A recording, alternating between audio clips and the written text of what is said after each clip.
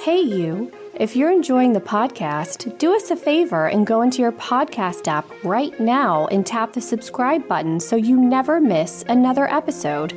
And if you're into reading, go to weirdtruecrime.com to get written versions of the cases we cover on the show, along with extra visual content.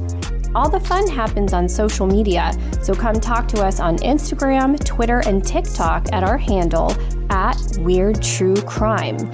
And I know it's a giant pain, but it would mean the world to us if you would take 2 minutes to leave us a rating and review. We'll be sure to give you a shout out on future episodes.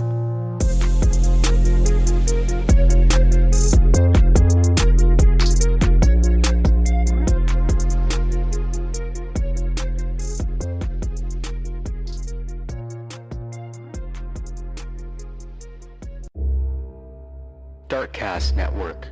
Welcome to the dark side of podcasting. Roses are red, violets are blue. We have something dark planned for you.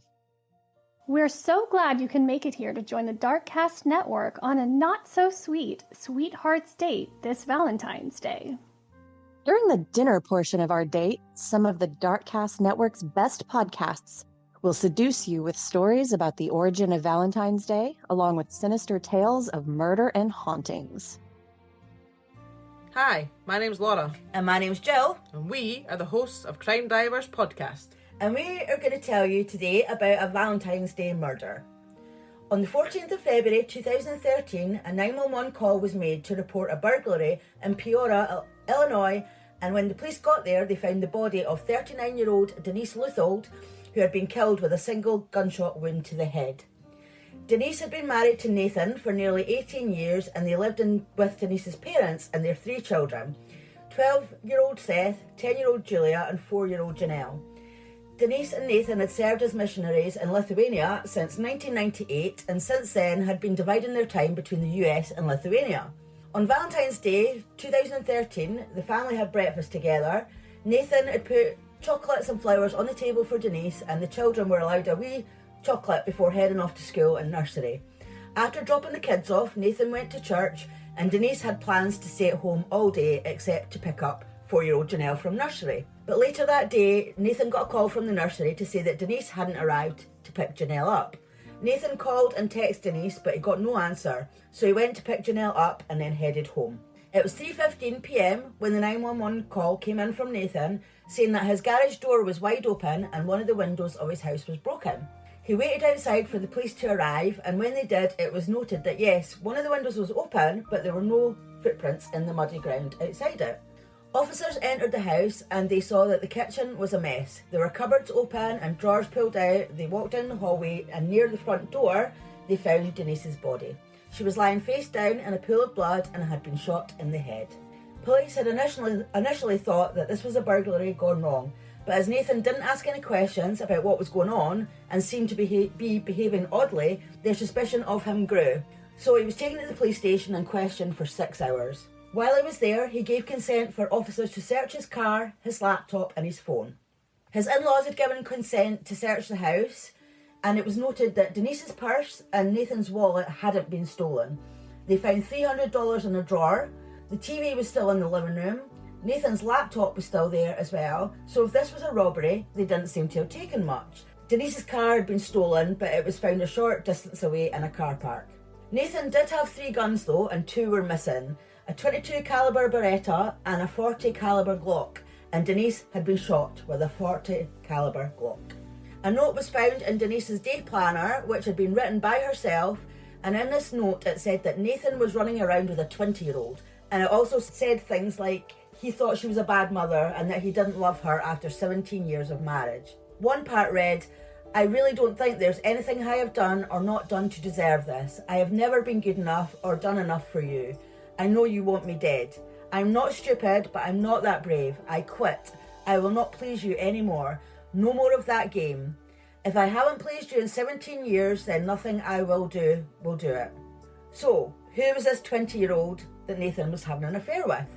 Well, this was Anna Dobalate.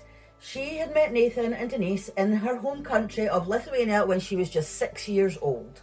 Her family were very much involved with the church, and the two families were friends and kept in touch over the years. When Anna was 18, the Lutholds decided to sponsor her as an exchange student as she wanted to study ministry work and music. She attended college in Florida from 2010 to 2011, and her and Nathan would stay in about 20 hotels in total during that time. When her school found out, she was made to withdraw from the programme. I'm assuming this was because she was studying ministry work and it wasn't appropriate for her to be having an affair with a married man. So she moved into the home of Nathan, Denise, her parents and their children.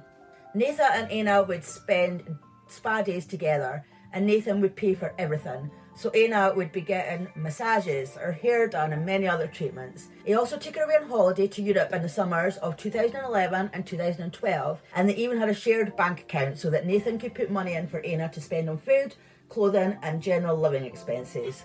Armed with this information and the fact that there were witnesses on that Valentine's Day, Nathan was arrested. In court, a neighbour called Diane Parrish stated that she was leaving her house at about 12:20 that day with her husband as she noticed a man walking along the street towards Luthold's house and thought he looked suspicious as he was only wearing a hoodie and it was about minus 10 degrees Celsius or 14 degrees Fahrenheit. So she asked her husband to slow down so she could get a good look at him, and she later positively identified him as Nathan Luthold. So this placed Nathan at his house close to the time of Denise's death and not at church like he said he was.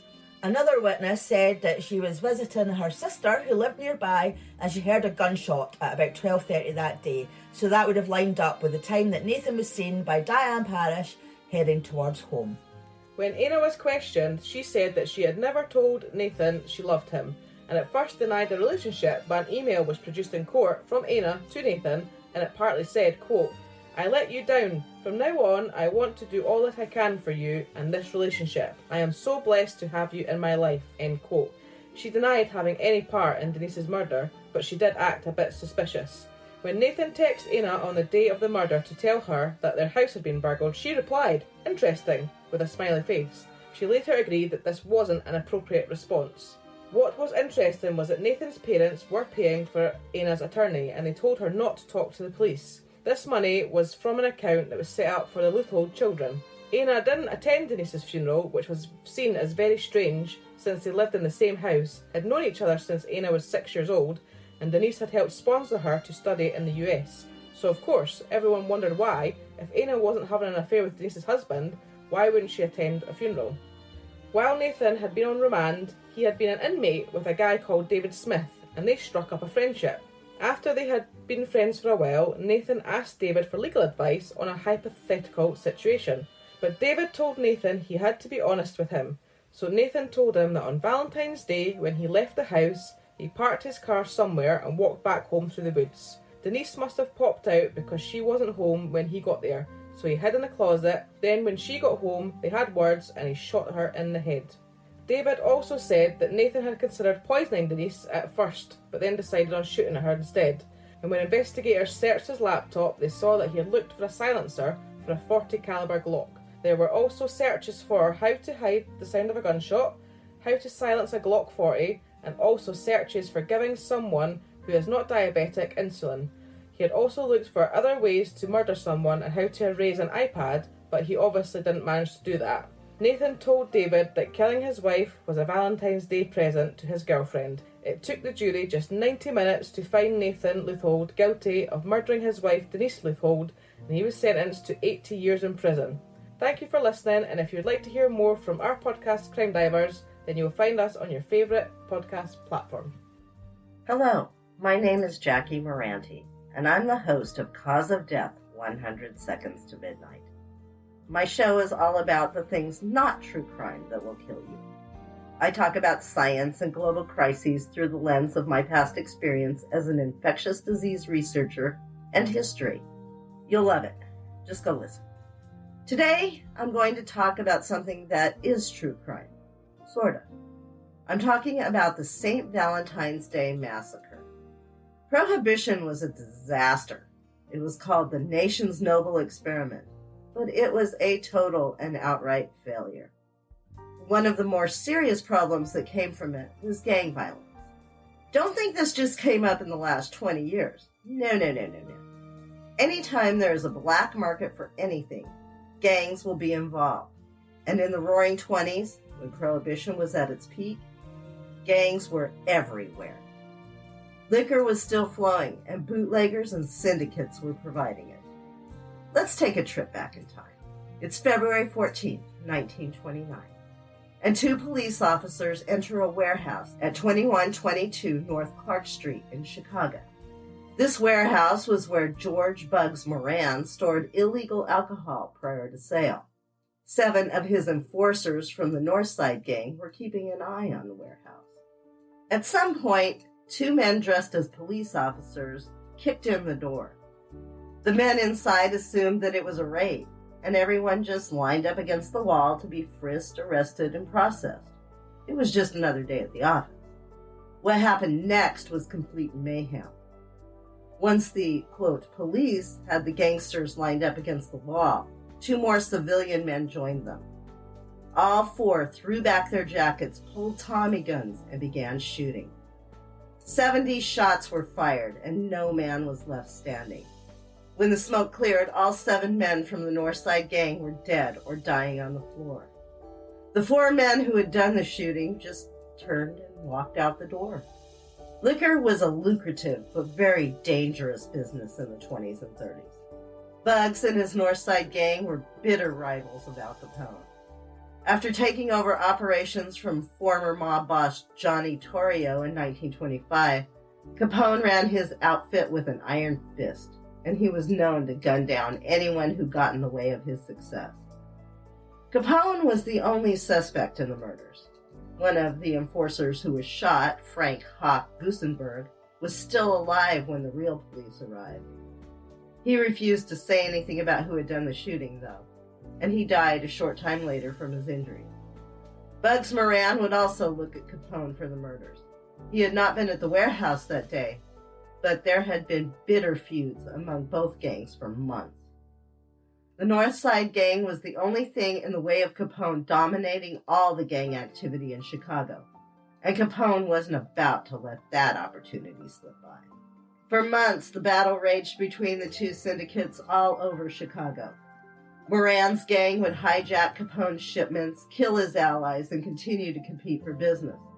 Capone's gang would retaliate in much the same manner. After the massacre, Moran would tell police, "Only Capone kills like that." Capone was in Florida at the time, so his alibi was solid. But he had a whole syndicate working for him.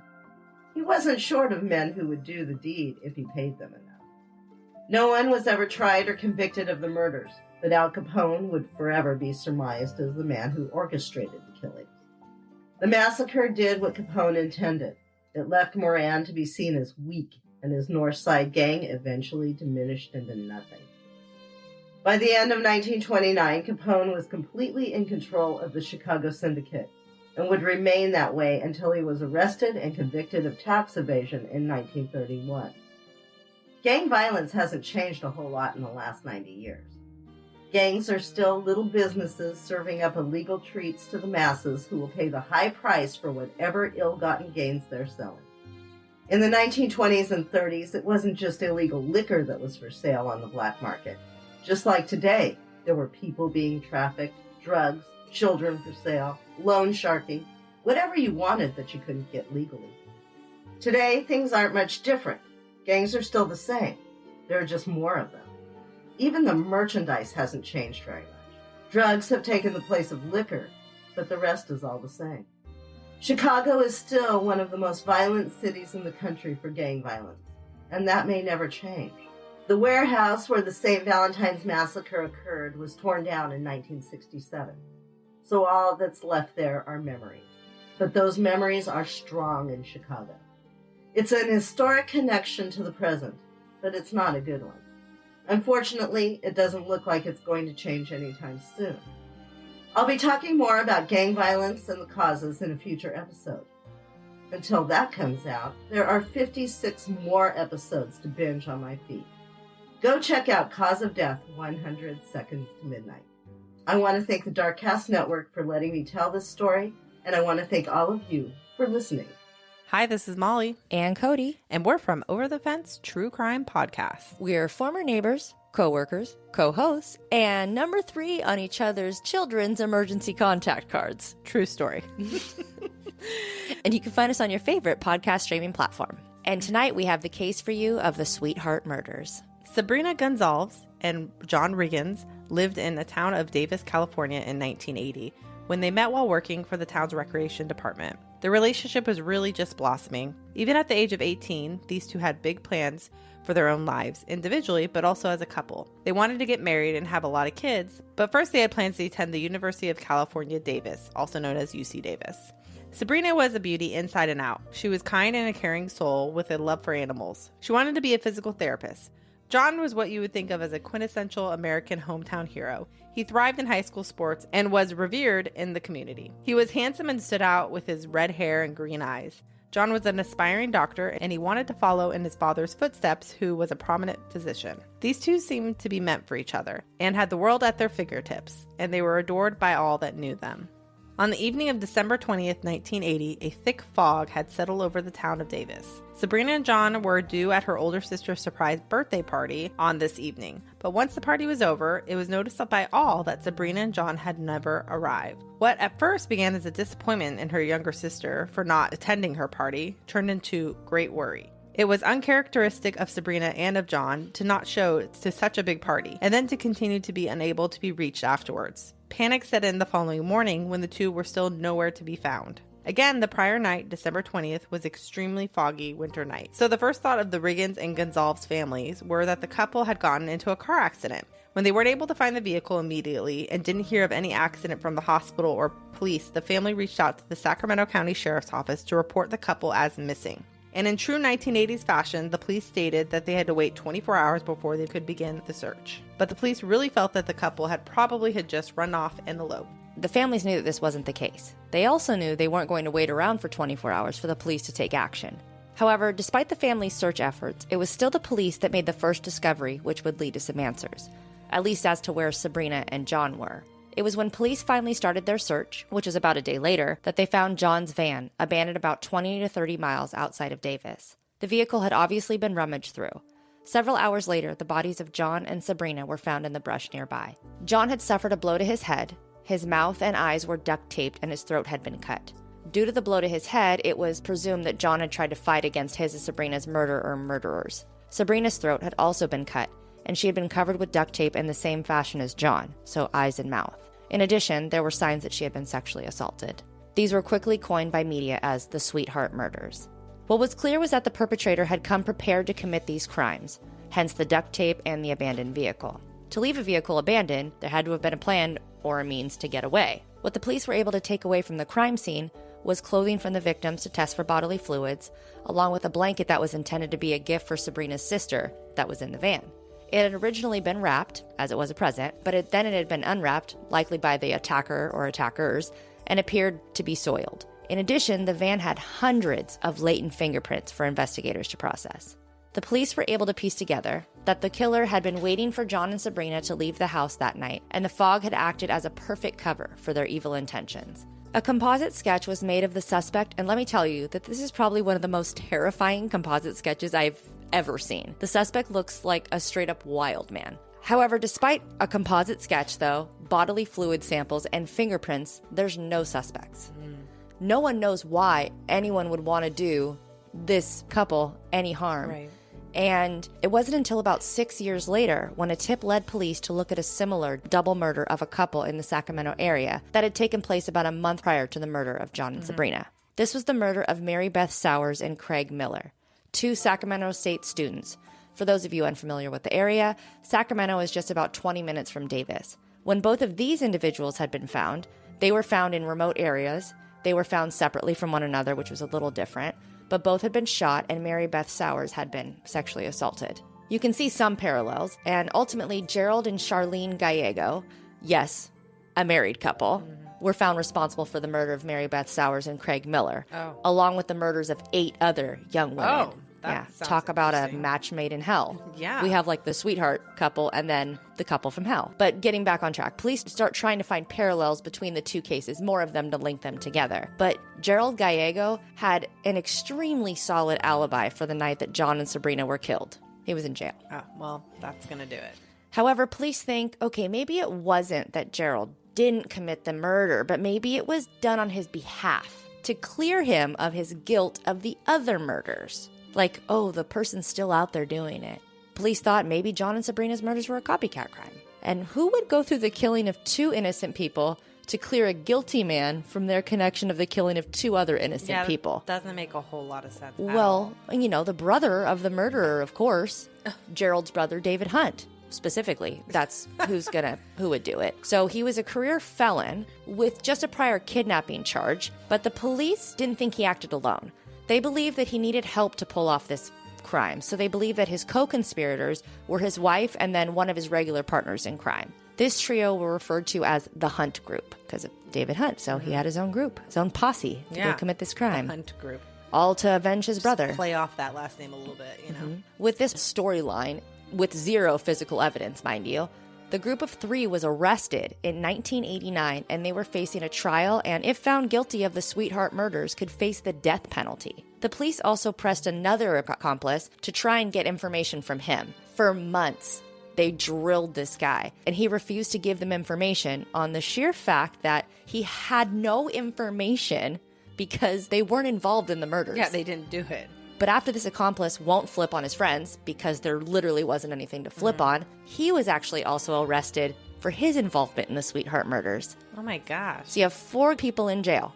In January of 1993, after most of the Hunt Group had been in jail for nearly 3 years at this point, it's the night before the Hunt Group is to go to trial, and a key piece of evidence is uncovered. That blanket that had been found in the van that I mentioned that was a gift for her sister, it had been sent to the lab for processing back in 1980. There were 4 semen stains on it. And 12 years after it had been sent to the county crime lab, those stains were processed. It seems that the blanket was just never turned over when it was processed. And the semen stains were on the opposite side of the blanket that the crime lab processed. But thankfully, they finally did, because on the night before trial, they asked for samples from everybody, and I think one of them was advised not to give a sample, and he said, hell yeah, I'm giving a sample. I know my DNA is not on that blanket, and this is the only thing that's going to clear me. Right. So they tested those semen stains and samples against everyone in the Hunt Group, and the samples didn't match a single one of them. Wow. And they were all released. So in the early 90s, there was no DNA database to compare the DNA, so they needed someone to compare it to. So that's how they did that with the Hunt Group. They had the samples. So once they had cleared the members of the so-called Hunt Group, investigators were basically back to square one. However, at least now they had a DNA sample for comparison if they were to come across another potential suspect or lead. Right. Unfortunately, the case went cold for about another decade. In the early 2000s, with the evolution of DNA technology, a journalist by the name of Joel Davis that attended high school with John Riggins, he prodded the cold case unit of this area, particularly about this case. He's like, reopen that case, run it again with the technology we have now. Cold case units only open certain cases up again. So with his prodding and persistence, they did. Because at this point in time, there was an FBI DNA database to run comparisons to. So he's like, just give it a shot. And they did. And there was a hit. And what a hit it was. The DNA sample concluded a match, which was 1 in 240 trillion. Well, that's quite the match. So the perpetrator, Richard Hirschfield, a convicted sex offender with victims that were both children and adults. After obtaining the DNA hit, police were also able to place him with likely being in the area at the time of the murders. Not only did he have known associates that lived very close to where Sabrina lived in Davis, his brother Joseph lived relatively close to where John and Sabrina and their van had been found. Investigators knew they needed to talk to Joseph because it did seem that Richard may have needed some help in the commission of this crime. Richard would have needed a ride, or at the very least, even if he didn't have an accomplice, they would need to question his brother regarding Richard's behavior around the time of the murders. When they go to question Joe, investigators recognize that he is literally, visibly shaken when investigators discuss the presence of DNA evidence at the crime scene. After investigators left, the very next day, Joseph goes into his garage and completes suicide by carbon monoxide poisoning. Wow. He left a suicide note, which some of it's been redacted, but it does include the following statement. Quote, I have been living with this whore for 20 years. Richard did commit those murders, but I was there. I didn't kill anyone, but my DNA is still there. Although we do not know what his actions were at the crime scene, we know that he opted for suicide instead of seeing the outcome of whatever his actions were that day or that evening. Well, then you probably, if he didn't do it, you'd assume he probably helped move the bodies. Yeah. In his suicide note, he also apologized to his wife, who was none the wiser. He had never confided in her about this. They, by all means, had a happy relationship, a happy marriage. She didn't even know much about his brother, Richard, just that they didn't have much of a relationship because he hadn't even been in his life very much. Really? After more than a decade of defensive tactics and appeal, the case against Richard Hirschfield finally went to trial on November 5th, 2012. A jury of 7 men and 5 women deliberated less than 3 hours, and Richard Hirschfield was found guilty in the murders of both John and Sabrina. In January of 2013, the judge upheld the death penalty sentence. Richard Hirschfield currently sits on California's death row in San Quentin. As a tribute to the 2 young lives that were lost way too soon and before they had a chance to reach their full potential, on the grounds of the University of California Davis campus, a tree stands in the memory of the 2 murdered college sweethearts, and the Warm Remembrance Family Play Area stands in the Davis community to honor John and Sabrina's legacies. And that is the case of the Sweetheart Murders. Hey there, I'm CJ and I host a little podcast called Beyond the Rainbow, True Crimes of the LGBT. I cover crimes committed by and against the LGBTQ plus community. My show is not just for the LGBTQ, it's for everyone.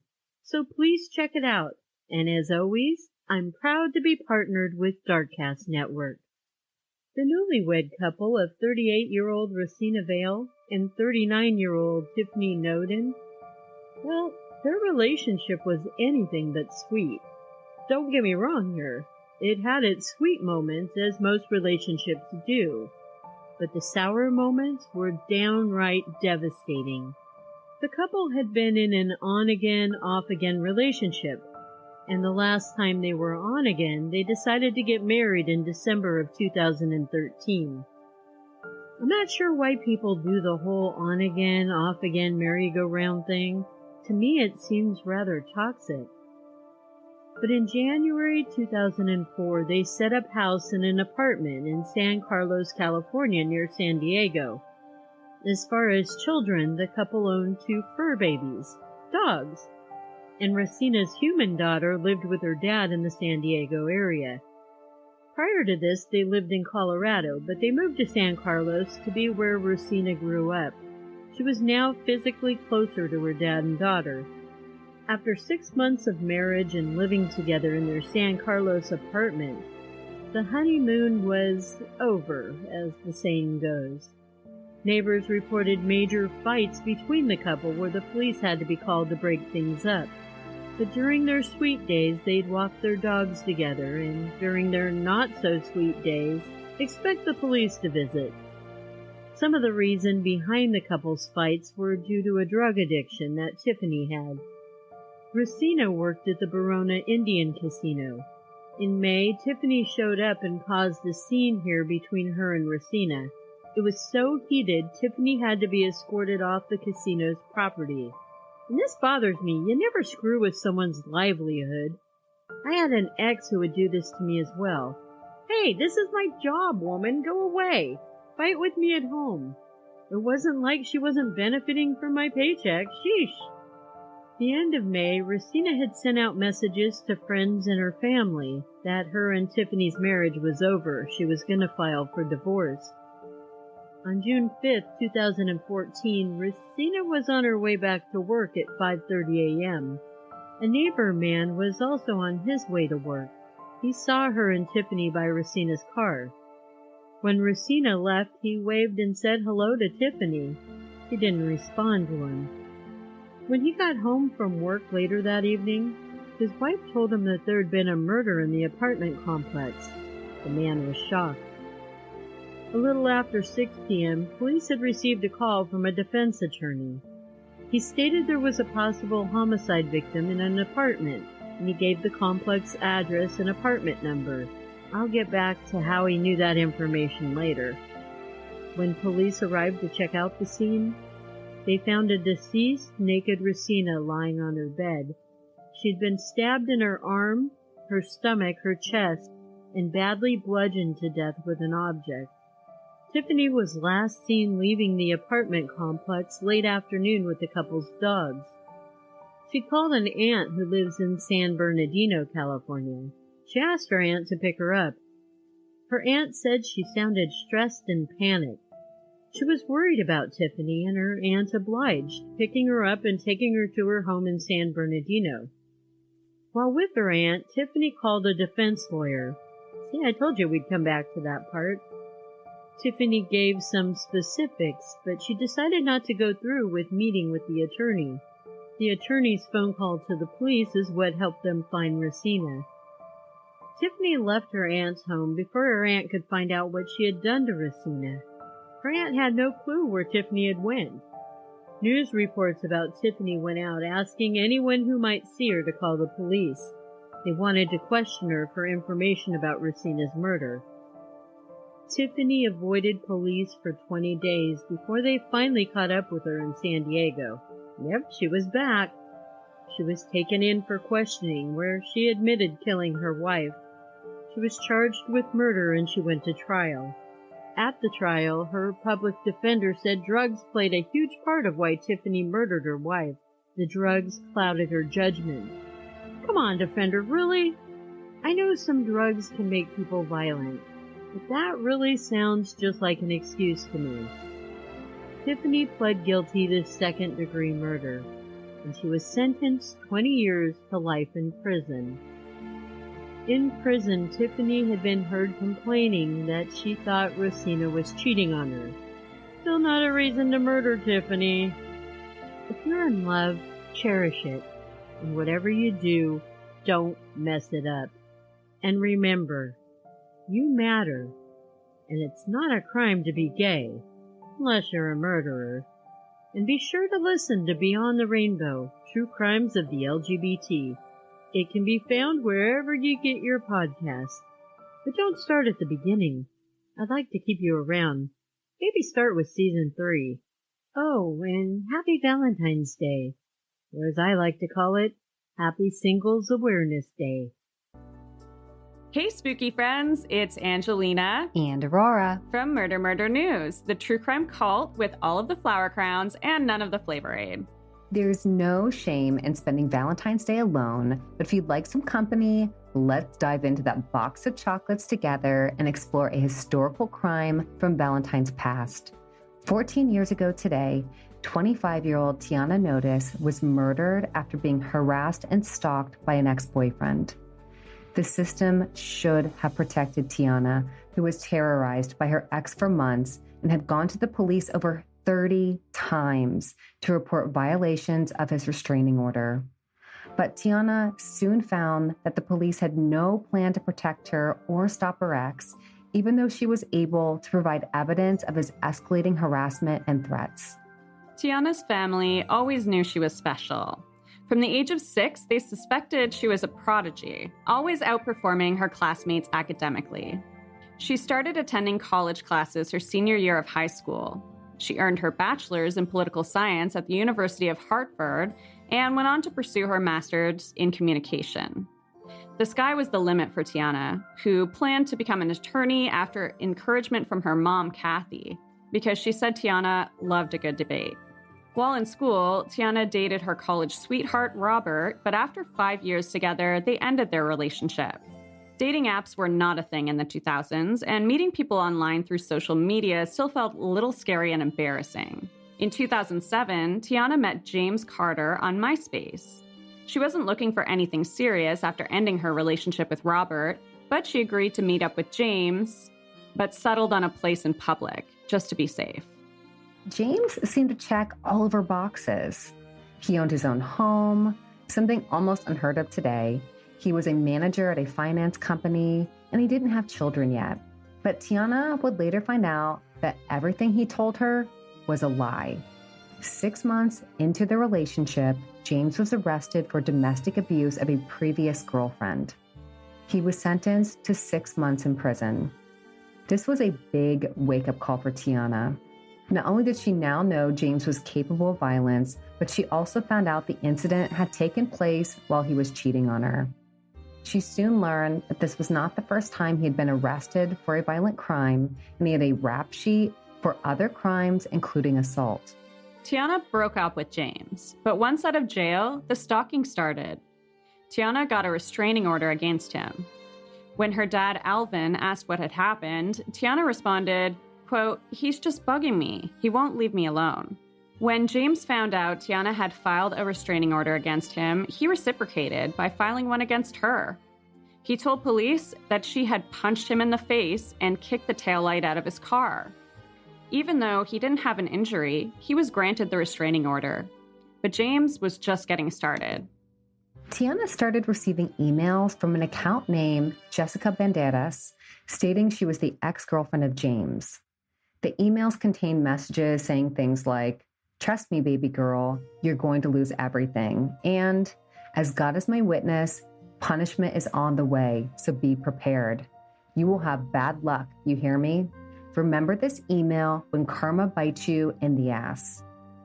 On January 13th, 2009, Tiana went back to the police with harassing emails from James. The police told her that unless she could prove the emails had come from him and not his ex, there was nothing they could do.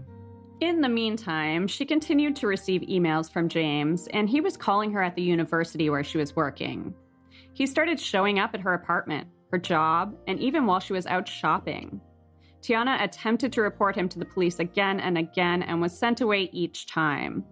She told her mother they had treated her like dirt and insinuated she was lying. Her mother, Kathy, was so frustrated that she too called the police, telling them she wasn't about to let her daughter become a statistic. The officer shrugged her off, telling her nothing would happen to her daughter. James filed another restraining order against Tiana, claiming she had sent him a flyer with her name, picture, and phone number on it. And at this point, things escalated to the point where they both had to appear in court. Tiana brought the emails from James as evidence, and since he hadn't really received a flyer from Tiana, he came empty-handed. They were given 6-month restraining orders against each other, and James continued to escalate. On February 7th, 2009, Tiana's tires on her car were slashed at her home. She knew it was James, but couldn't prove it. Her dad, Alvin, wanted to help and decided to install security cameras at her apartment. He installed cameras, with one pointing at her car in the parking lot. That night, Alvin also coached Tiana on what to do if she was under attack. They role-played an attack and safety plan just in case she needed it. On February 13th, the abuse continued. James called her work. A coworker agreed to act as a witness of the harassing calls. When she went to the police station, she was told by an officer that the restraining order was fake. They told her they would only accept it if the police station that issued the restraining order faxed it over. Why they couldn't recognize a restraining order and why they couldn't call the police station on her behalf, we'll never know. But it's just one bad call made by a series of officers that resulted in Tiana's murder. In all, Tiana had filed over 30 complaints against James, and nothing was ever done to protect her. That night, Tiana got home from the police station at 7:20 p.m. to find a note on her door from James. The note read, "Tiana, forgive me. I never cheated on you. If I'm lying, may God take my life. Forgive me for everything else I have done." On the morning of Valentine's Day 2009, Tiana attempted to enlist the help of those who swear an oath to serve and protect us one last time. She went to the police station where she had been granted a restraining order with the note left by James the prior evening. She was told they would contact James, have him provide a handwriting sample, and assuming he had left the note, they would arrest him for violating the restraining order. But that's not what happened. Instead, they called James and basically just scolded him. They told him if he violated his restraining order again, they would have to arrest him. James was now furious that Tiana had turned him in, and a man with a history for violence was on the loose. Tiana, not knowing that James hadn't been arrested, was in the mood for a celebration. Alvin warned his daughter not to go near her home until he had been arrested, and Tiana decided to play it safe and stay with her mom for the weekend. She stopped home quickly to get a bag and some laundry to bring to her mom's. In the meantime, the now angry James hid in the shadows behind Tiana's apartment, waiting for her to get home. As Tiana approached her front door, James snuck up behind her with a knife.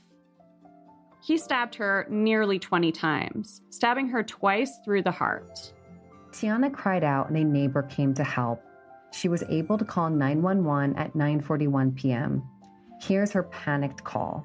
I'm bleeding to death. Where are you? I'm bleeding to death. Stay on the phone with me. My boyfriend just stabbed me to death. Who's there with you? Who's there with you? You're not going to die.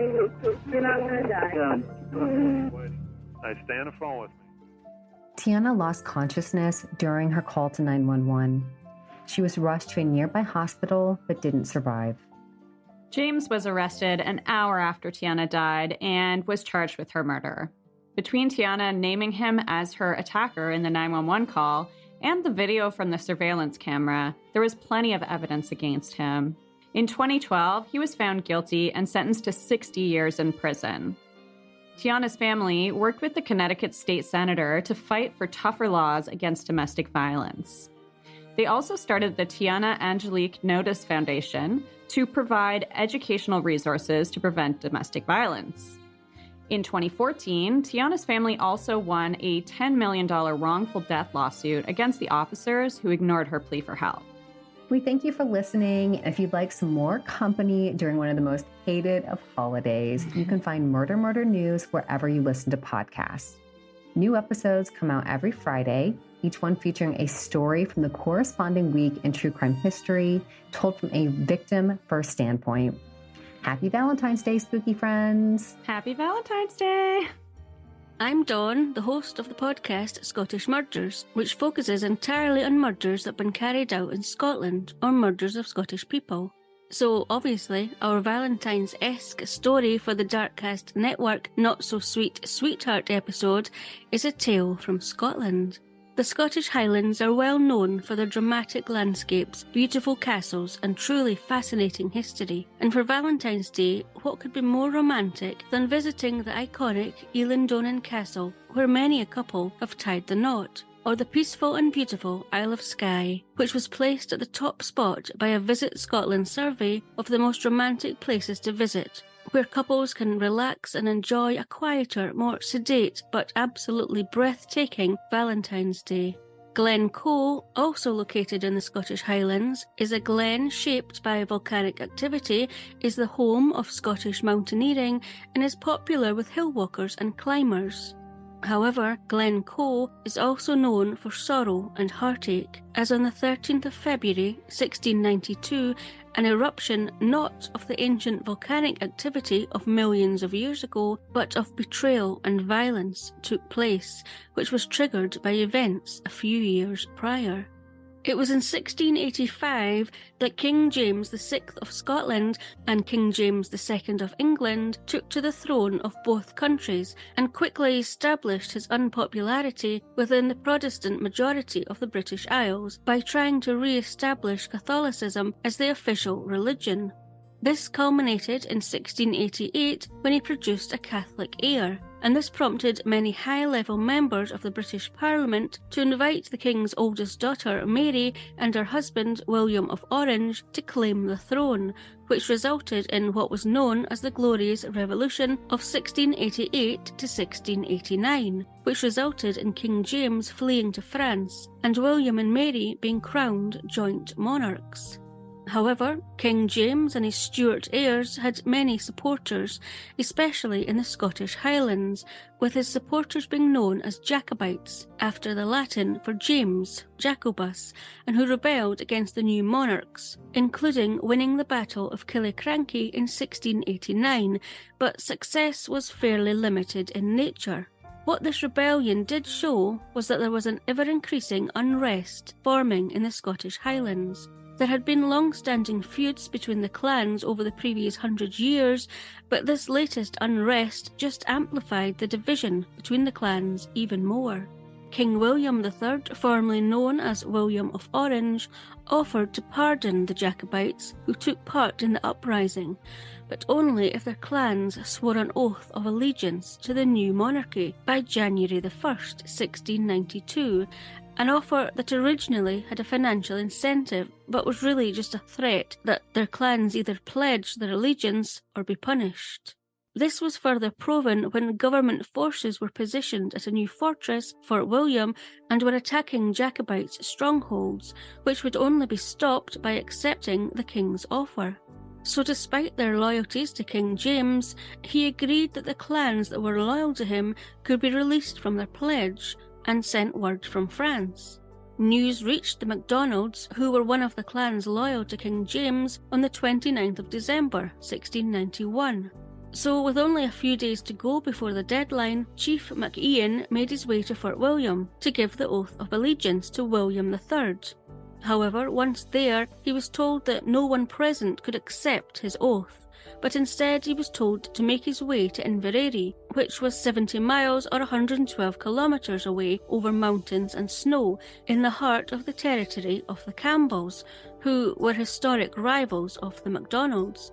By the 2nd of January 1692, he had made it, and although it was already a day after the deadline had passed, he still hoped his oath would be accepted. However, there would be a further delay, as he found that the person who had to receive his oath, Sir Colin Campbell, was away celebrating Hogmanay. It would be a further 3 days before Campbell returned to Inverary, and he was reluctant to accept the oath, as the deadline had passed days before. However, he did finally agree to accept the oath, allowing the chief of the MacDonald clan to return home, knowing that they pledged themselves to William III. However, the Scottish government was very suspicious of the clans of the Highlands and felt they were savages who needed to be brought under English law.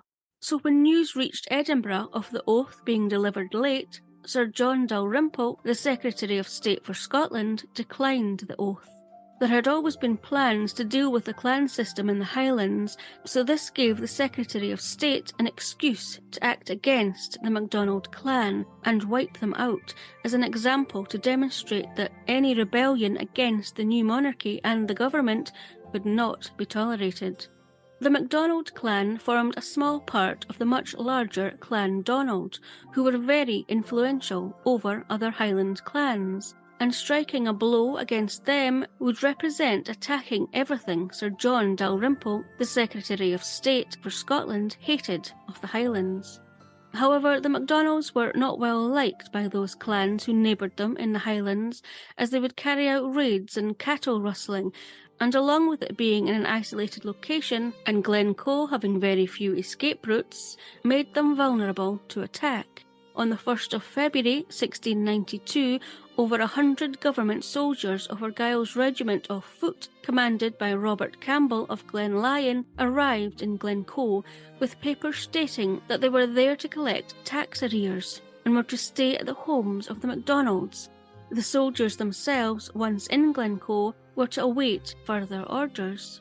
The MacDonalds saw this activity as a test of their loyalty to King William III, so they gladly welcomed the soldiers into their homes in the Glen for around a couple of weeks, which included sharing food from their limited winter supplies as well as drinks. The mood was full of welcome for the soldiers, with many stories being told of ceilidhs being held, games of shinty being played, and even romances between the soldiers and some of the locals.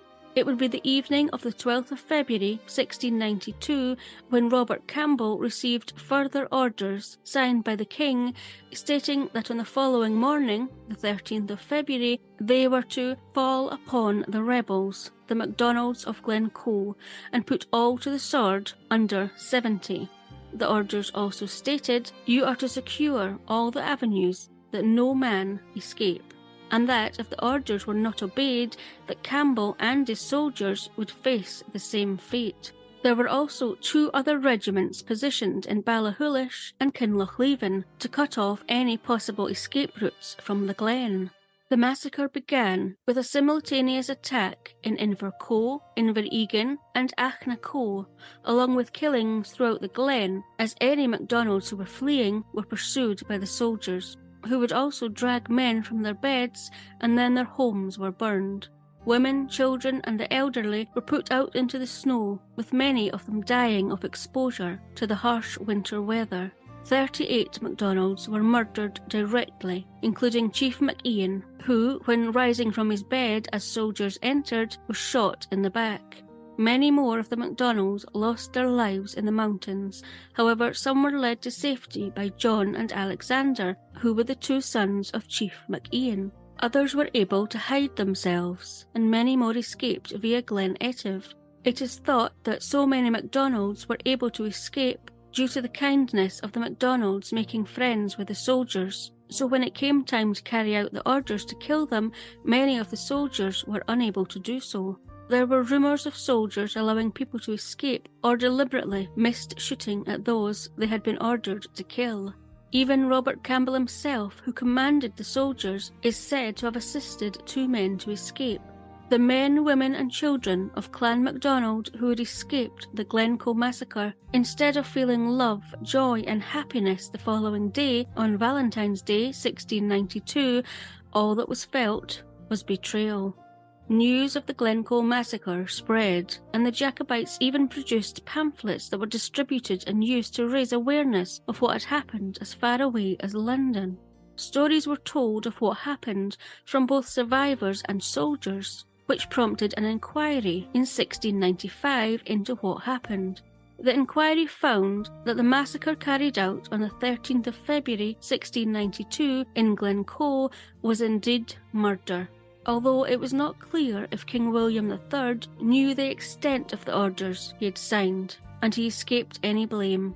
Sir John Dalrymple, the Secretary of State for Scotland, was the true mastermind of the Glencoe massacre, and he was forced to resign, although he was later reinstated in a higher position. Robert Campbell, who led the attack, remained in the army and was sent overseas to fight, but died in poverty in 1696.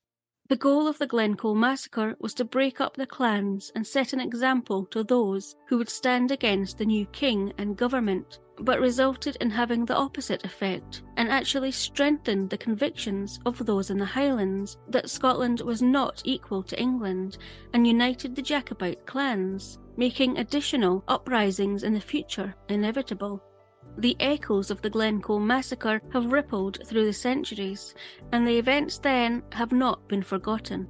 It is hard to imagine that the beautiful, picturesque landscape of Glencoe was once the site of such a terrible atrocity, carried out by people welcomed into the homes of their hosts, although it was thankfully tempered by the bonds of friendship that were formed between them, that made sure that, as tragic as the murders carried out were, there were those who either escaped or were allowed to escape and were able to speak of the tragedy of the Glencoe massacre.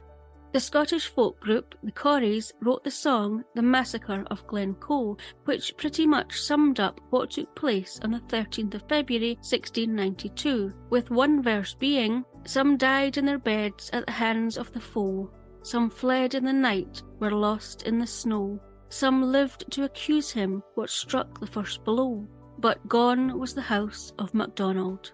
Also, if you're a Game of Thrones fan, you will be interested to know that the Red Wedding, which was a revenge massacre for breaking a marriage pact, was based on 2 of Scotland's real-life historical events, one of which was the Glencoe massacre. Well, I hope you have enjoyed finding out a wee bit of Scottish history. If you'd like to hear more about murders that have taken place in Scotland, then we hope you'll give Scottish Murders a listen. You can find us wherever you listen to your podcasts, or visit scottishmurders.com for all episodes, source materials, photos, and more. Hi, this is Kelly. And this is Jenna. And you're listening to ODFM. This episode is One Descent from Murder. This is a story out of Belgium. So on November 18th of 2006, 12 members of a parachute club went on their weekly skydive where they flew over Flanders.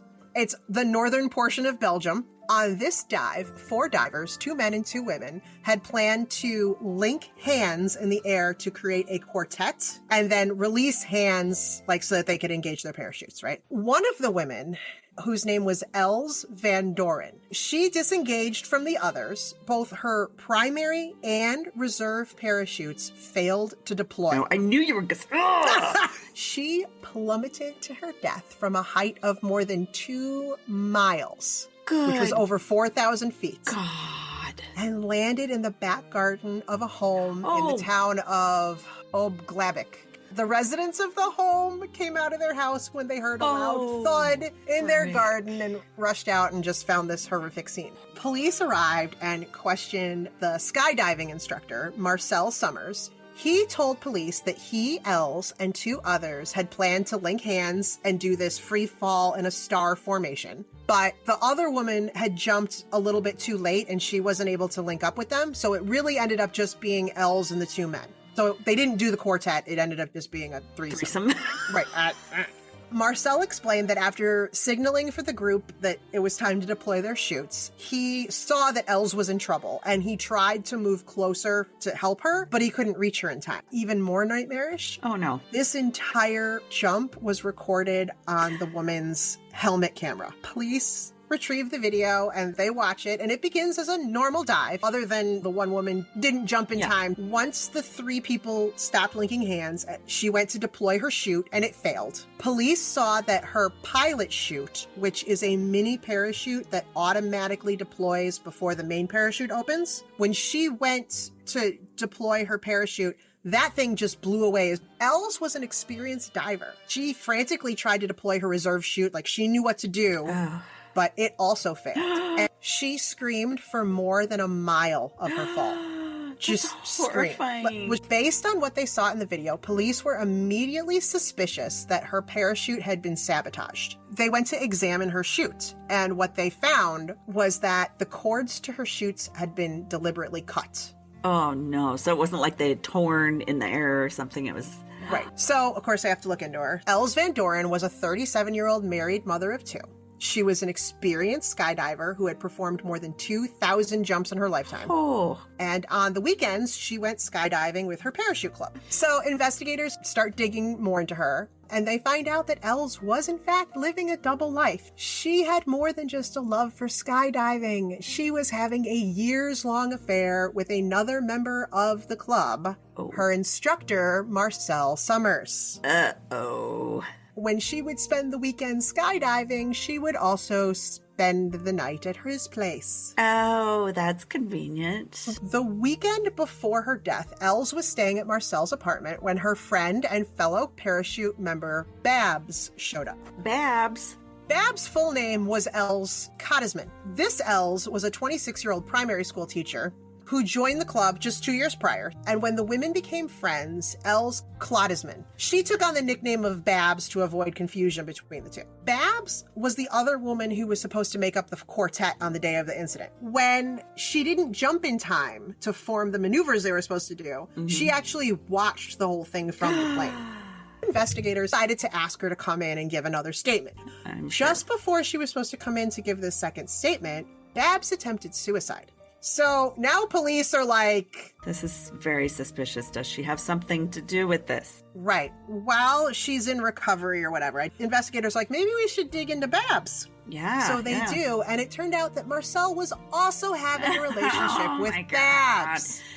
And Babs was aware that she wasn't the only woman. Police found out that Babs had sent anonymous letters to Els Van Doren's husband telling him about Els' affair with the skydiving instructor. So maybe not so open. Yeah, I was going to say, so she's not so happy with it, I don't believe. And Babs also made countless anonymous phone calls to Marcel. She likes stirring the pot. So police find out that a few days before the incident, Babs showed up at Marcel's apartment unannounced. Both women ended up spending the night at Marcel's place. However, Els Van Doren slept with Marcel in his bedroom, and Babs slept on the couch in the living room. Oh, Babs is hurting. She's fuming. Happened to be close to where the parachute gear was being stored. Because that's handy. There was one article I read that said that she was pissed because she could hear the lovemaking from the other room. Why'd you go there then? Babs insists that she had nothing to do with her friend's death. She told police that she had a close relationship with both Els and Marcel, although if that was the case, why would she be trying to sabotage her friend's marriage?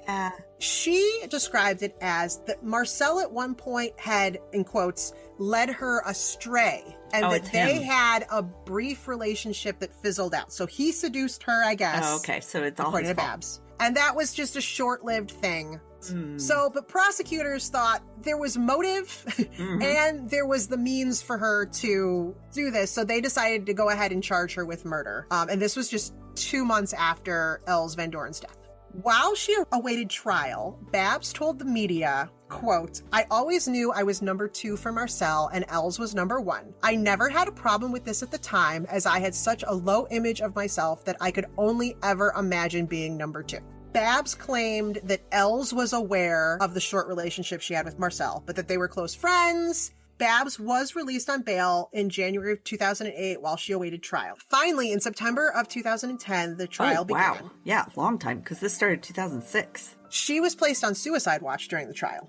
The jury got to see the video from Elle's helmet cam. No. Documenting her death. That was shown to the jury. That's pretty damning, right? Marcel Summers testified that Els Van Doren was the love of his life. He admitted to a brief relationship with Babs, but that he had ended it and that she didn't exactly go quietly. As he put it when he testified, he couldn't shake her. He testified that Babs showed up to his home uninvited. So Friday night, he had Els over. He didn't expect her, and she wouldn't leave. Oh, no. So they offered to let her sleep in the living room. How awkward. And that, yes, Elle's skydiving gear was left like in the hallway right there where she had access to it. They had experts that testified that with Babs' skydiving experience, it would have only taken her 30 seconds to find and cut the parachute cords with scissors. Yeah. Like she could have done it she would have known exactly what to cut.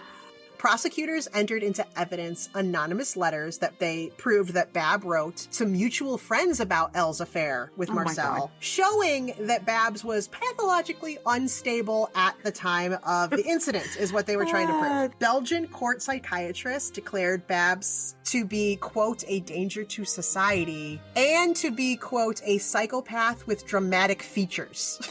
Babs' defense team argued that the case against her was purely circumstantial, that there was no evidence found to tie Babs to the sabotage parachute, just that she had motive and opportunity. I was going to say, well, that's a pretty big motive. Her lawyer said, quote, "My client has evolved since her release in January of like 2008. A Pokemon. Yes, she has evolved. Exactly. And that she doesn't behave like a psychopath.